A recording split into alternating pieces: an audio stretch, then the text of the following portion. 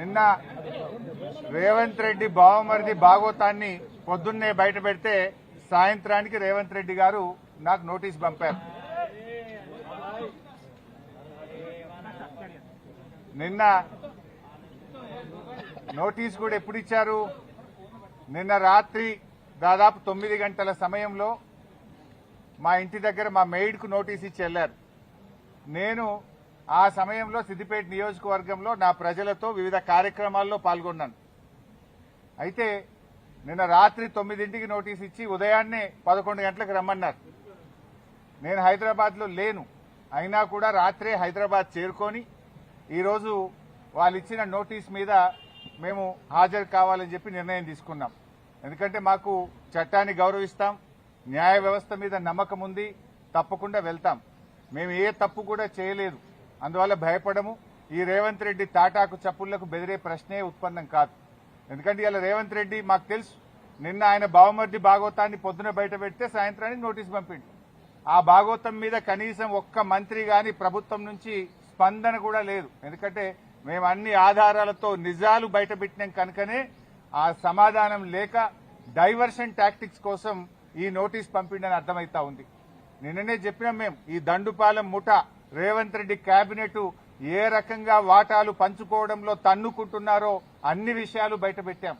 అంటే రాబోయేటువంటి మున్సిపల్ ఎన్నికల ముందు వీళ్ళ అవినీతి బయటపడుతుందని, వీళ్ళ అవినీతి బట్టబయలైతుందని, వీళ్ళ బండారం బయటపడ్డదని ఒక డైవర్షన్ టాక్టిక్స్ కు ఇవాళ రేవంత్ రెడ్డి గారు మాకు నోటీస్ ఇచ్చారు.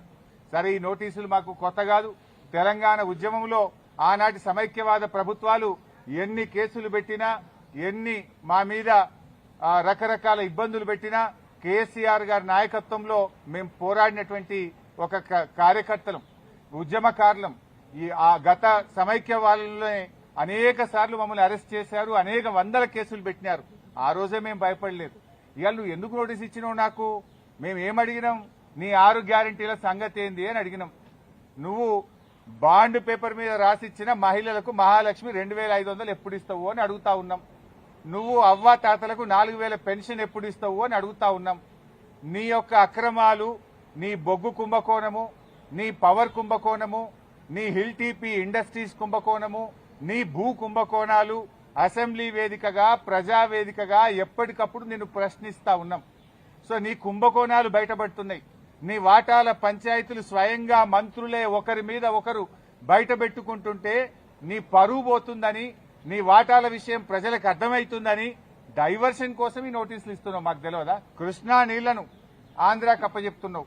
అదేవిధంగా గోదావరి నీళ్లను ఇవాళ చంద్రబాబు నాయుడు గారి ప్రభుత్వం, ఆంధ్రప్రదేశ్ ప్రభుత్వం గోదావరి నీళ్లను మళ్లించి మరి బనకచెర్లకు, నల్లమల్ల సాగర్ తీసుకుపోతుంటే నీ చేతగాని తనాన్ని ఎప్పటికప్పుడు నిలదీసింది బీఆర్ఎస్ పార్టీ, ప్రశ్నించింది బీఆర్ఎస్ పార్టీ, నీ యొక్క బండారాన్ని బయటపెట్టింది బీఆర్ఎస్ పార్టీ.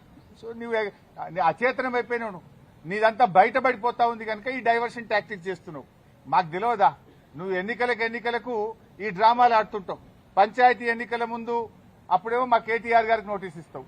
ఇప్పుడు మున్సిపల్ ఎన్నికలకు రేపో మాపో నోటిఫికేషన్ వస్తుంది కనుక మాకు నోటీస్ ఇస్తా ఉన్నావు. నీ సంగతి తెలియదు ఏముంది? మొన్న పంచాయతీ ఎన్నికల ముందేమో రైతు బంద్ వేసినావు. ఇప్పుడు యాసంగి పంటకు ఎందుకు రైతు బంద్ వేస్తలేవు? పంచాయతీ ఎన్నికలు లేవు. కేసీఆర్ గారు ఎప్పుడైనా డిసెంబర్ నుంచే రైతు బంద్ స్టార్ట్ చేసిండు. జనవరి అయిపోయినా రైతు బంద్ పట్టలేదు. పంచాయతీ ఎన్నికల ముందేమో బతుకమ్మ చీరలు ఇచ్చినావు, మహిళలకు వడ్డీ లేని రుణం ఇచ్చినావు, రైతు బంద్ ఇచ్చినావు. ఇప్పుడు మున్సిపల్ ఎన్నికలు వచ్చినాయి, ఊర్లో నిడిచిపెట్టిండు, రైతు బంద్ ఎగ్గొట్టిండు. ఇప్పుడు ఇయాలటి నుంచి పట్టణాల్లో బతుకమ్మ చీరలు వస్తారట, ఇయాలటి నుంచి పట్టణాల్లో మహిళలకు వడ్డీ లేని రుణం ఇస్తారట. ఇగో ఇవాళ మాకు ఈ నోటీస్ ఇచ్చి మమ్మల్ని ఎంగేజ్ చేసే ప్రయత్నం. అంటే పొలిటికల్ గా బీఆర్ఎస్ పార్టీ థ్రెట్ గా ఆయన ఫీల్ అవుతా ఉన్నాడు. పంచాయతీ ఎన్నికల్లో రేవంత్ రెడ్డి అంచనాలు తప్పినాయి. 40% సర్పంచులు గెలిచి బీఆర్ఎస్ పార్టీ అద్భుతమైన విజయాన్ని సాధించింది. దాంతో ఆయనకు దిమ్మ తిరిగిపోయింది. ఈ మున్సిపల్ ఎన్నికల్లో కూడా మళ్లీ బీఆర్ఎస్ పార్టీ బలమైనటువంటి ప్రత్యర్థిగా ఉంది కనుక ఈ డ్రామాలన్నీ షురూ చేసిండు. చీరలు వంచి ఎన్నికలు వచ్చినాయి కనుక చీరలు వంచుతా, వడ్డీ లేని రుణం పంచుతా అని డ్రామాలు స్టార్ట్ చేసిండు. మాకు ఈ నోటీస్ ఇచ్చి ఫోన్ ట్యాపింగ్ కేసులో ఏదో ఉంది అనేటువంటి ఒక క్రైమ్ సినిమా సీరియల్ లెక్క నడుపుతా ఉన్నాడు. 2 ఏళ్ల నుంచి డ్రామాలు ఆడుతున్నావు.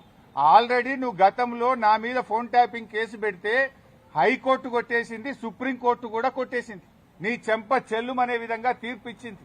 నువ్వు పెద్ద పెద్ద అడ్వకేట్లను, రాష్ట్ర ప్రభుత్వ డబ్బులను, కోట్లాది రూపాయల డబ్బులు ఖర్చు పెట్టి పెద్ద పెద్ద న్యాయవాదులను పెట్టినావు నా మీద.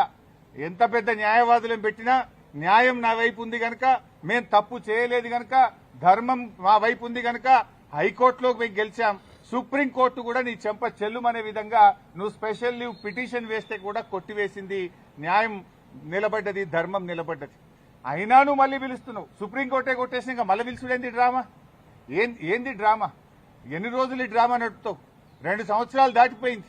అంటే ఒక కంటిన్యూస్ గా ప్రజల్ని ఎంగేజ్ చేయాలని, మీడియాను డైవర్షన్ చేయాలని, ప్రజల అటెన్షన్ డైవర్షన్ చేయాలని నువ్వు ఎంత డైవర్షన్ చేసినా నేను ఎడవం. నీ బొగ్గు కుంభకోణం గురించి నిలదీస్తూనే ఉంటాం. నువ్వు ఆంధ్రాకు అమ్ముడుపోయిన విధానాన్ని నిలదీస్తూనే ఉంటాం. ఎల్టీపీ పాలసీ ఇండస్ట్రీ కుంభకోణం గురించి నిలదీస్తూనే ఉంటాం. నీ పవర్ స్కామ్ గురించి నిలదీస్తూనే ఉంటాం. నీ యొక్క అవినీతి బాగోతాలు అన్ని కూడా బయట పెడుతూనే ఉంటాం. 6 గ్యారంటీల కోసం తెలంగాణ ప్రజల పక్షాన నిన్ను ప్రశ్నిస్తూనే ఉంటాం, నిలదీస్తూనే ఉంటాం. నేను ఈరోజు బీజేపీ కిషన్ రెడ్డి గారికి కూడా ఒక లేఖ రాస్తా ఉన్నా. కిషన్ రెడ్డి గారు, మీరే కేంద్ర బొగ్గు గనుల శాఖ మంత్రి. సింగరేణిలో 49% కేంద్ర ప్రభుత్వానికి వాటా ఉంది. సింగరేణిలో జరిగిన అవినీతి కుంభకోణాల గురించి నిన్న మీడియా సాక్షిగా బయటపెట్టినా. ఈ రోజు నీకు కూడా లెటర్ రాస్తా ఉన్నా. నువ్వు ఒకవేళ రేవంత్ రెడ్డితో కుమ్మక్కు కాకపోతే వెంటనే సిబిఐ విచారణకు నువ్వు ఆదేశించాలని చెప్పి కిషన్ రెడ్డి గారిని డిమాండ్ చేస్తూ I'm writing A open letter to Kishan Reddy. Kishan Reddy గారు, నేను అన్ని ఆధారాలు ఇవ్వడానికి సిద్ధంగా ఉన్నా. రేవంత్ రెడ్డి బావుమరిదే ఈ యొక్క కుంభకోణాన్ని ఎట్లా నడిపాడు, ఎట్లా ఈ టెండర్లన్నీ రింగు చేశాడు, మరి కోల్ ఇండియాలో గాని, అదేవిధంగా వెస్టర్న్ కోల్ ఫీల్డ్స్ లో గాని, గతంలో సింగరేణిలో గాని ఎప్పుడైనా -10 నుంచి -20 టెండర్లు పోతుండే.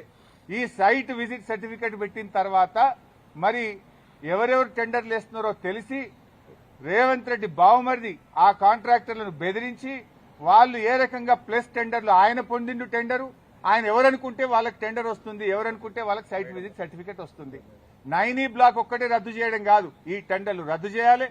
దీని మీద సిబిఐ విచారణ జరపాలని నేను నిన్న డిమాండ్ చేసిన. ఇలా వ్రాతపూర్వకంగా కూడా కిషన్ రెడ్డి గారికి I'm writing A open letter. దీని మీద వెంటనే బీజేపీ స్పందించాలని, నిజానిజాలు బయటకు తీయాలని, ఈ దొంగల్ని అరెస్ట్ చేయాలని, ఈ అవినీతి సొమ్మును కక్కించాలని, ఈ రాష్ట్రానికి సింగరేణి కార్మికులకు జరుగుతున్న నష్టాన్ని మరి బయటకు తీయాలని చెప్పి మేము డిమాండ్ చేస్తా ఉన్నాం. ఎందుకంటే సింగరేణి డబ్బుతో రేవంత్ రెడ్డి ఫుట్బాల్ ఆడుతున్నాడు. 100 కోట్ల రూపాయల సింగరేణి డబ్బులను తన షోకుల కోసం ఖర్చు పెడుతుంటే ఎందుకు కిషన్ రెడ్డి గారు మౌనంగా ఉంటున్నారు? ఎందుకు బీజేపీ మౌనంగా ఉంటుందని కూడా నేను ప్రశ్నిస్తా ఉన్నా. అన్ని బయటకు రావాలంటే సిబిఐ విచారణ జరపాలని డిమాండ్ చేస్తున్నాం. సో మేము తప్పు చేయలేదు. నిన్న రాత్రి నోటీస్ ఇచ్చినా, రాత్రే హైదరాబాద్కు వచ్చినాం. ఈ రోజు న్యాయ వ్యవస్థ మీద గౌరవం ఉంది, చట్టాన్ని గౌరవిస్తాం కనుక వారు చెప్పిన సమయం ప్రకారం మేము హాజరవుతున్నాం. సమయం తీసుకునే అవకాశం ఉంది, కానీ మేము తప్పు చేయలేదు, మేము భయపడాల్సిన అవసరం లేదు. ఏ రకంగా కూడా ఈ కేసుతో మాకు సంబంధం లేదు. ఇది ఒక అక్రమ కేసు. కేవలం బురద జల్లాలని, రాజకీయాలను డైవర్ట్ చేయాలని, అటెన్షన్ డైవర్టేషన్ కోసం రేవంత్ రెడ్డి ఆడుతున్న ఒక సిల్లీ డ్రామా ఇది. రేవంత్ రెడ్డి రాజకీయాల కోసం చేస్తున్నటువంటి ఒక డ్రామా, సీరియల్ లాంటిదే తప్ప ఇందులో ఎక్కడ కూడా నిజం లేదు. అందువల్ల మేము ఎక్కడ భయపడం. ఎన్నిసార్లు పిలిచినా వెళ్తాం, ఎక్కడికైనా వెళ్తాం. ఇప్పటికే హైకోర్టు, సుప్రీంకోర్టు ఈ ఫోన్ ట్యాపింగ్ కేసులో రేవంత్ రెడ్డి నన్ను ఇన్వాల్వ్ చేయాలని ఎన్ని ప్రయత్నాలు చేసినా హైకోర్టు కొట్టేసింది, సుప్రీంకోర్టు కొట్టేసింది. మళ్ళీ కొత్త డ్రామా పెట్టిండు. మాకు తెలుసు కేటీఆర్ గారిని ఎట్లా ఇబ్బంది పెట్టిందో మాకు తెలుసు. మా నాయకులందరినీ కూడా ఏ రకంగా ఇబ్బంది పెట్టినారో తెలుసు. నన్ను కూడా దాంట్లో భాగంగానే ఇబ్బంది పెడుతున్నావు. మీరెంత ఇబ్బంది పెట్టినా ఉద్యమించిన వాళ్ళం, తెలంగాణ సాధించిన వాళ్ళం. ఈ తెలంగాణ ప్రజలకు అన్యాయం జరిగితే మేము ఊరుకోము. ఈ తెలంగాణ ప్రజల పక్షాన నిన్ను ప్రశ్నిస్తూనే ఉంటాం. తెలంగాణ ప్రజలకు నువ్వు ఇచ్చిన హామీలు అమలయ్యేదాకా నిన్ను ప్రశ్నిస్తూనే ఉంటాం. మీ అవినీతి కుంభకోణాలు బయట పెడుతూనే ఉంటాం. నిన్ను వదిలిపెట్టే ప్రశ్నే లేదు. మాకు తెలుసు రేవంత్ రెడ్డి 3 రోజుల కిందనే స్క్రిప్ట్ వేసిపోయిండు.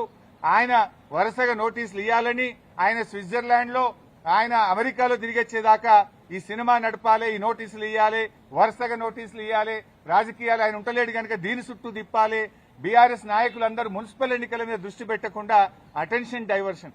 సంగారెడ్డిలో ఒక ఎమ్మెల్యే మొన్ననే చెప్పిండు, మేము ఉమ్మడి మెదక్ జిల్లాలో కష్టపడి పనిచేస్తే ఒక ఆయన చెప్పిండు మొన్ననే, ఇక నేను మళ్ళీ పోటీ చేయ, ఇక నేను మళ్ళా ఓటు అడగా అని మా దెబ్బ కొడితే మొన్న ఒక నాయకుడు చెప్పిండు. రేపు కూడా నువ్వు ఎన్ని డ్రామాలు చేసినా ఖచ్చితంగా మెజారిటీ మున్సిపాలిటీలు గెలుస్తాం, ప్రజలతో ఉంటాం, ప్రజల చేత నీకు తప్పకుండా ప్రజలే నీకు బుద్ధి చెప్తారు.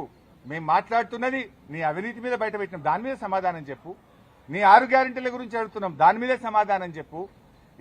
సంబంధం లేని కేసుల్లో మమ్మల్ని పిలిచి ఈ డ్రామా ఆడుతున్నావు, ఆడు ఎంతకాలం ఆడతావో, నీకు సమయం దగ్గర పడ్డది, ప్రజలే నీకు తగిన గుణపాఠం చెప్తారు. తప్పకుండా మేము న్యాయపరంగా ఎలాంటి అవకాశాలు ఉన్నాయో న్యాయపరంగానే ఈ కేసును మేము ఎదుర్కొంటాం. Thank you.